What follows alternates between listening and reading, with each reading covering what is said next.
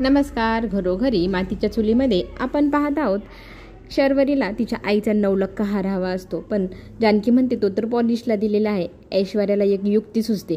ती तो हार आणून त्या कपाटात ठेवते आणि शर्वरीला सांगते, मला बाम हवा आहे, जानकीच्या कपाटात ना आणून देतं का? तेव्हा ती कपाटात जाऊन बघते तर तिला तो हार तिथे समोरच बाम शेजारी ठेवलेला दिसतो. ती खोलून बघते तर तो हार त्या कपाटात.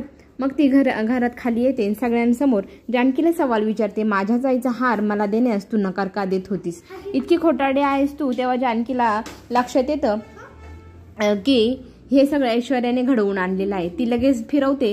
मला असं वाटायचं कामाच्या गडबडीत मी तो हार पॉलिशला दिलेला आहे, पण तुम्ही द्यायचं विसरूनच गेली. माझ्याच कपाटात राहिला. सॉरी, मी तुम्हाला असं बोलले म्हणून. सगळी बाजी सॉरी बोलून जानकीने मारून नेली. सगळेजण तिच्या विश्वास ठेवतात. हे पाहून ऐश्वर्याला खूप पश्चाताप होतो. इतकी खटपट केली आणि काहीच घडलं नाही.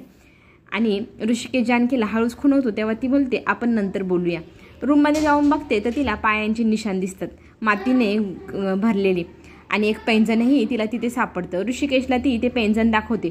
ऐश्वर्याची चढाओढ इतकी वाढत चालली आहे, ती माझ्यावर इतकी जळते, काही ना काही करून काहीतरी कोरापत काढत असते असं ती ऋषिकेशला सांगते.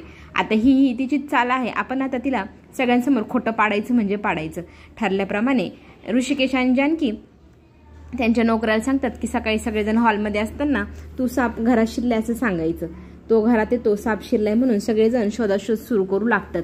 सगळेजण काही ना काही करून शोधत असतात. तितक्यात जानकीने एक काळ्या रंगाची रस्सी आणलेली असते. ती ऐश्वर्याच्या अंगावरती फेकते गुपचूप, आणि ऐश्वर्या लगेच टुनकून उडी मारून त्या खुर्चीवर जाऊन उभी राहते. जणू काही तिच्या पायाला कधी काही लागलंच नव्हतं. आणि हे सगळं पाहून सगळ्यांना आश्चर्य वाटतं. हिचा पाय इतका दुखत होतं, इतके पटक्यात ती खुर्चीवर कशी चढली? लगेच जानकी म्हणते, कोणी कुठं चढलेलं असेल मला उतरवूनच चांगलंच जमतं.